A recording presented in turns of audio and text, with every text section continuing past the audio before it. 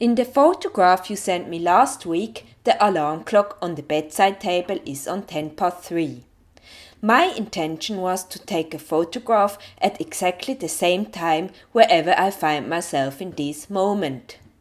Today at 3:10 I find myself in the projection space in the cinema where I still work once a week. Even we have moved on to digital projection since more than 1 year, the space is still as if time has not moved on.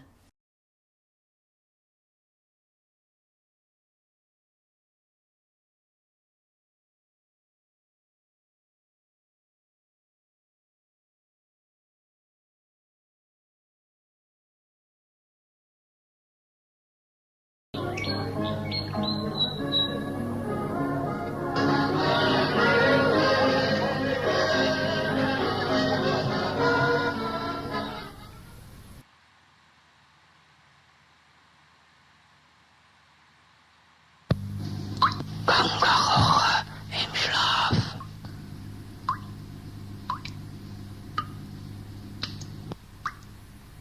Siehst, da bin ich ja schon.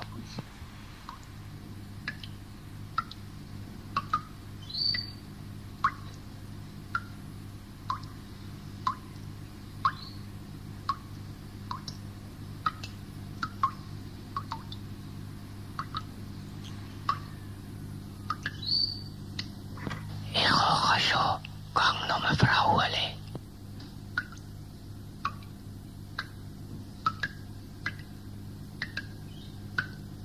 Jetzt muss ich den Salat richten.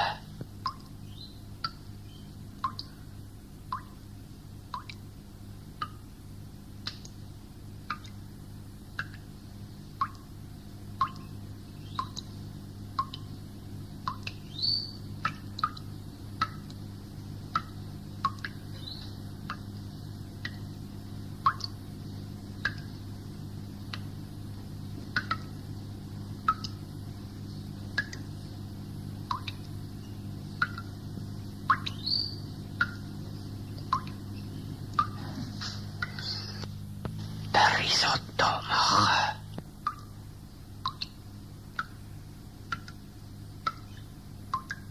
Zwiebeln für den Risotto schnetzeln.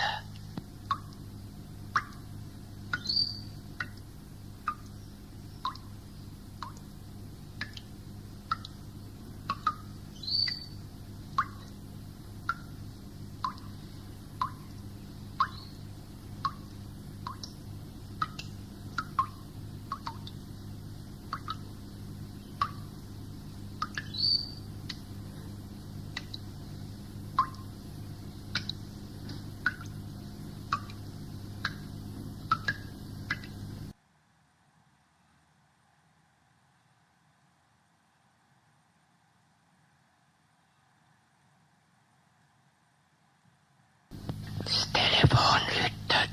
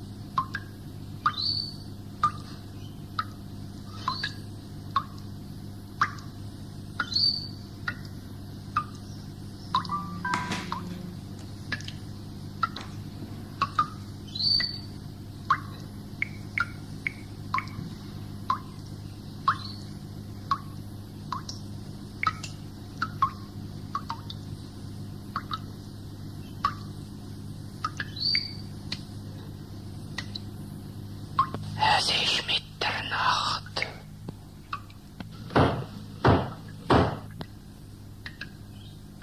Miserabler Koch, du hast den Kopfsalat nicht gewaschen, die Zwiebeln nicht gedämpft, der Reis verbrennt.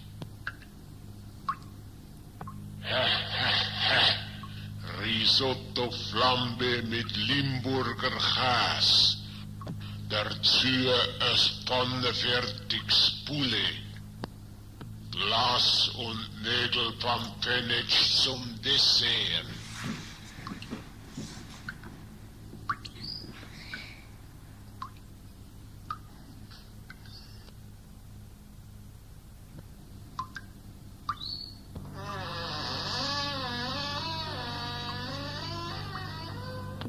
Du hast am Kurs nie das Geschirr abgewaschen, Küche nie in Tornik gemacht. Vorwärts jetzt!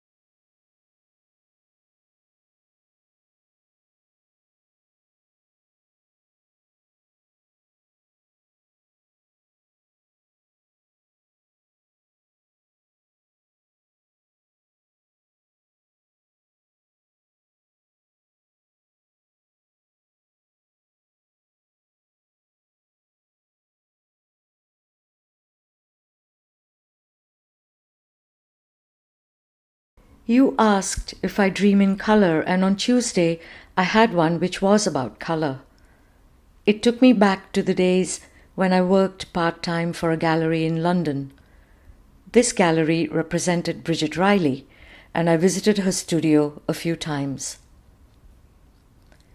In my dream, I was in her studio, and on the opposite wall there were these little drawings that I saw from far, was very attracted to, but didn't get close enough to see.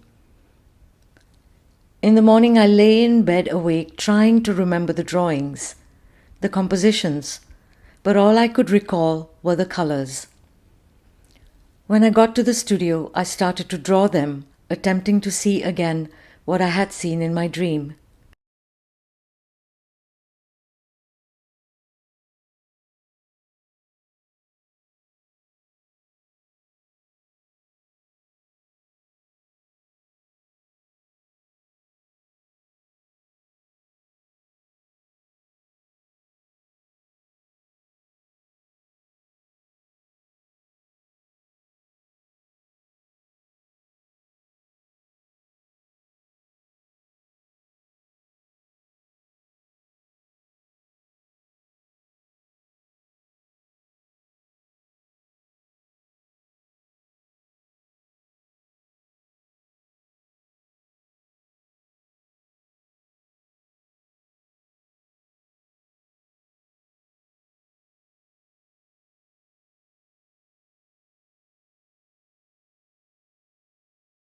I have been thinking about how a compass might work. This in my kitchen. And I came to the conclusion that a compass always forces the confrontation with the real situation.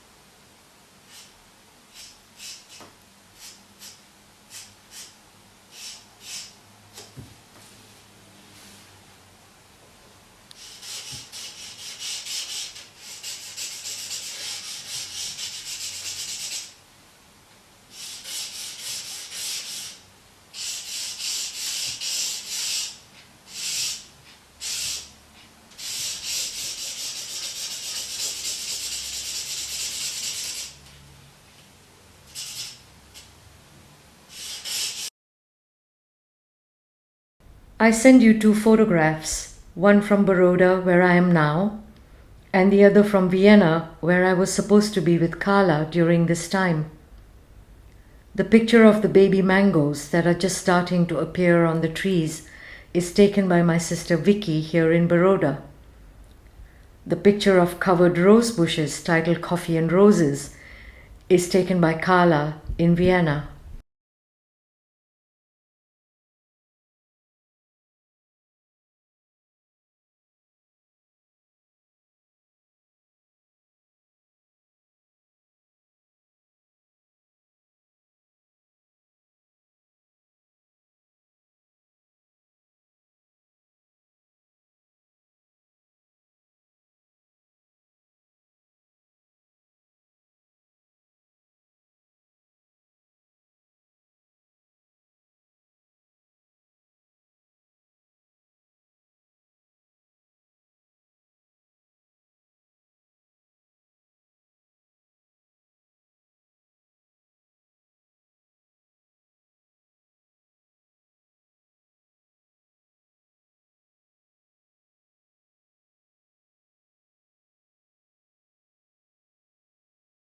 Two city pigeons have tried to build a nest on my balcony. All weekend I have been trying to prevent them from settling down with me in my home, shouting, throwing things, and stuff all possible entrances to stop them to get back to their nest. But they kept coming back again and again. Today they didn't come back.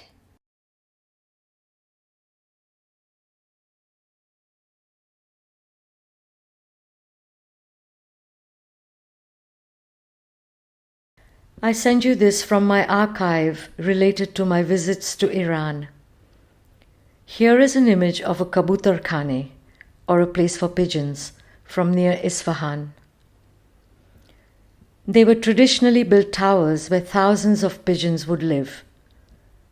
Such secular architecture played an important role for agriculture in this dry region. Pigeon dung was collected and used as fertilizer in the fields. I visited quite a few kabutar khane. Many are crumbling and beyond repair. This one has been restored and made into a monument, a bygone palace for pigeons that now has spotlights, fake nests, and all the openings that once let the birds fly in and out freely, sealed with glass. I did not come across any pigeons here.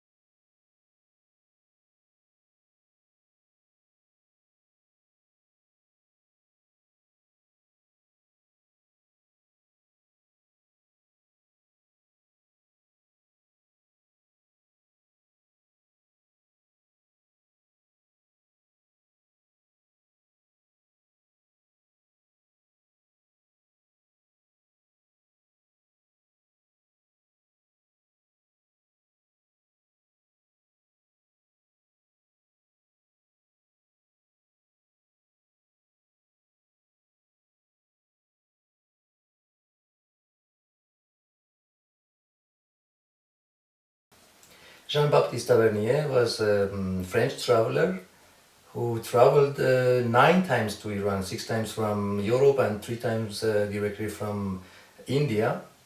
And all these 9 times, the final destination was Isfahan, the capital of Persia at the time of Safavid. And when, after his last trip to Iran, he got back to France, Louis XIV gave him the title of being Duke of Auburn, and there in 1680 he built up a church and a castle with one tower which is resembling a minaret. We went to visit this tower or minaret. It is neither, it's not, It's neither tower nor minaret.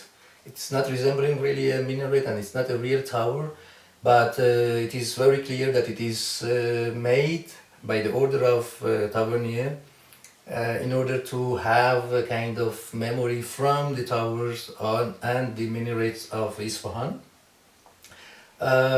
Sadly to tell that this is almost forgotten, this church in there, in the middle of the city, and then no use, no basic touristic infrastructures, and nothing, and then it's sadly left there. But it's very nice to see that such a kind of impression in the architecture of Shuttle could be seen like this by French visitors to Iran.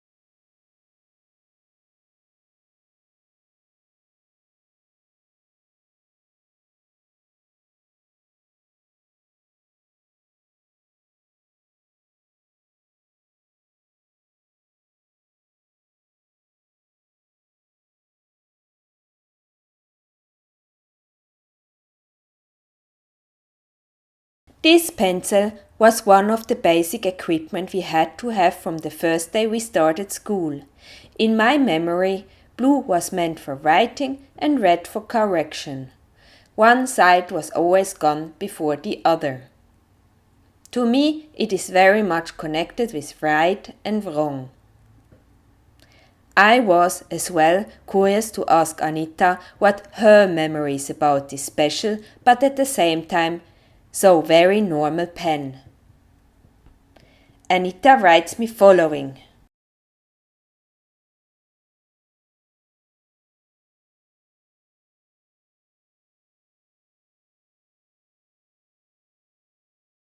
This for me is a great luxury of color and of smell of new cloth. This is something I feel quite homesick for when I am away. One comes to a shop like this to match colors for sewing blouses, etc.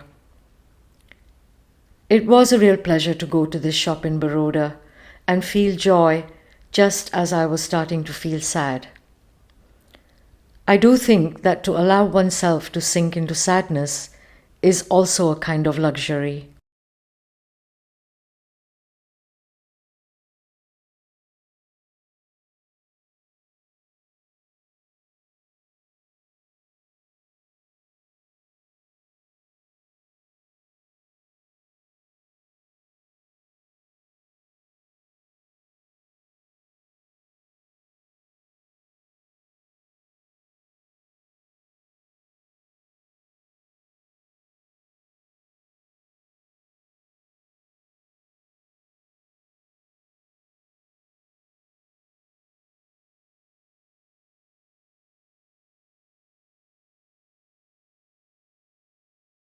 "18 minutes after midnight.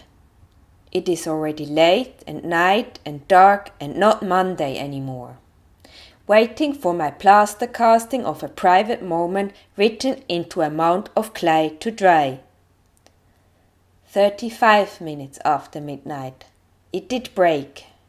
The idea was to write onto a mound of clay a secret. Are there still secrets? A secret sounds so good, but there was none which came to my mind.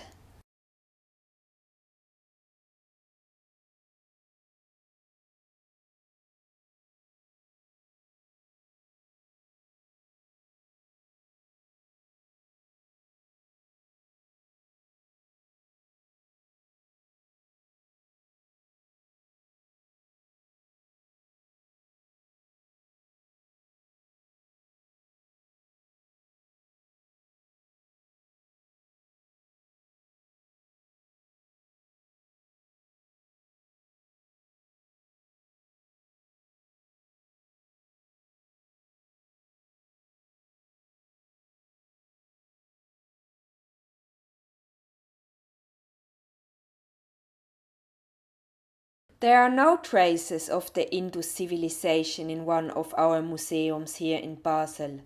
That is okay. This post is about another missing link. There is no translation really for missing link into the German language. That's why I tried to translate it literally. There is this connection that has been lost and I don't know why. Often in my thoughts I try to re-establish this connection, but don't know how.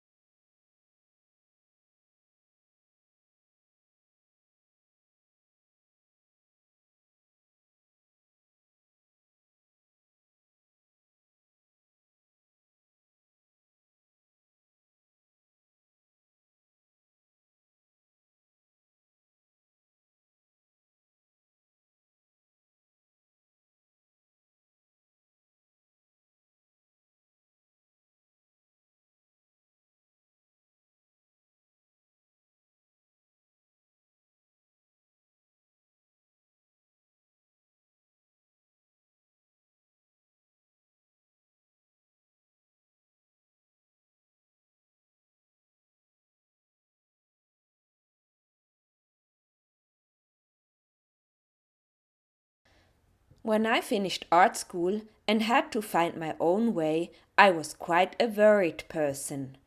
So Chris gave me a nightlight where there was written "No fear." After having installed this gift in my sleeping room and waking up for the first time in the middle of the dark night, there was just these two glowing words saying "No fear," which reminded me of the possibility of having fear. Immediately my heart started to speed up. That scared I had become, out of nowhere.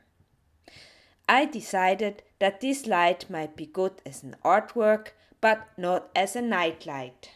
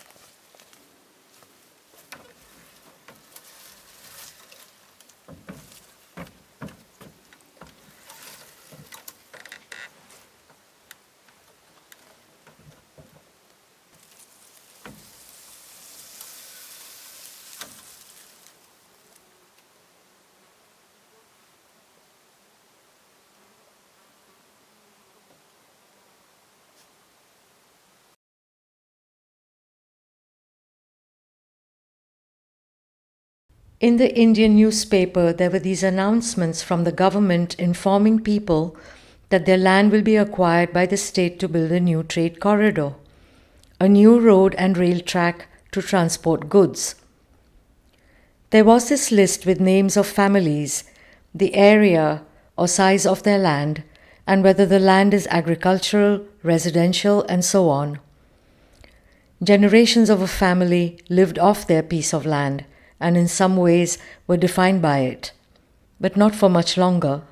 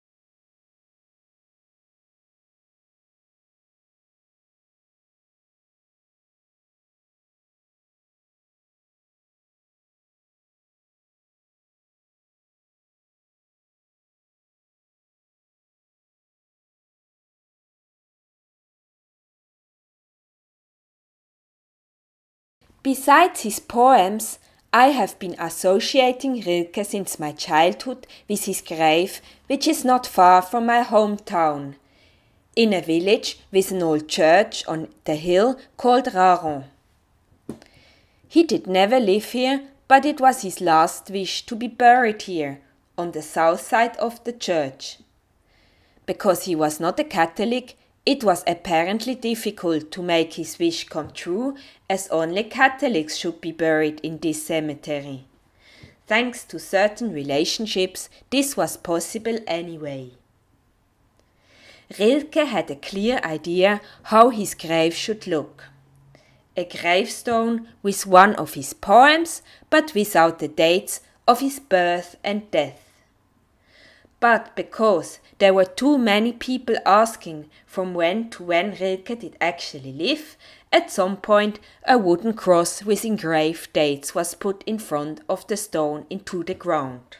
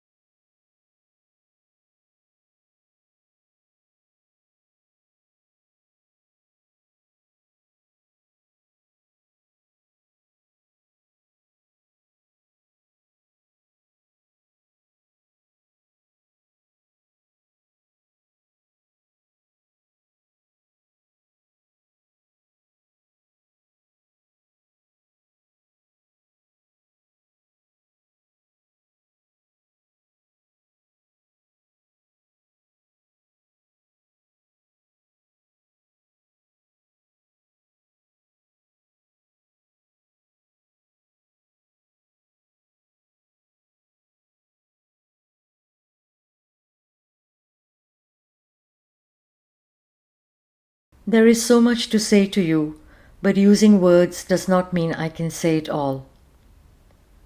Leaving the home in Baroda yesterday, I was filled with immense sadness, a void. Arriving in Bangkok this morning, I turn a corner, a new page, like a blank sheet of paper in a book before the beginning of a new chapter. I offer you this blank sheet of paper today.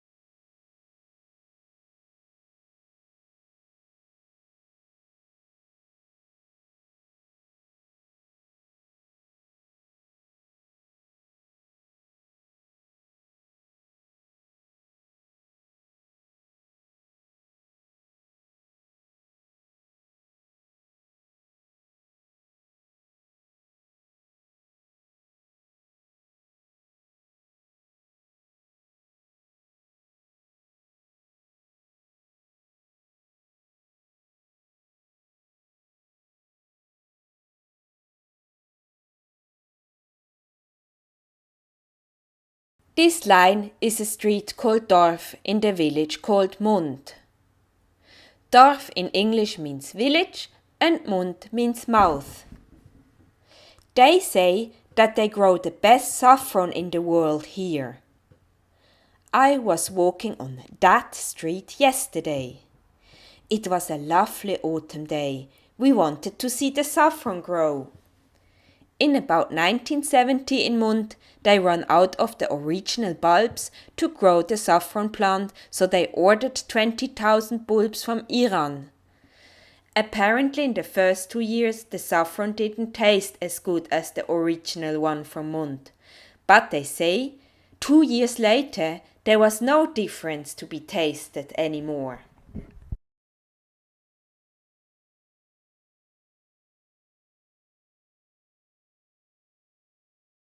On the 20th of September, at around 4:30 in the morning, there was a saffron moon hanging low in the sky. Perhaps it helped light the path as my father started on his journey in another realm.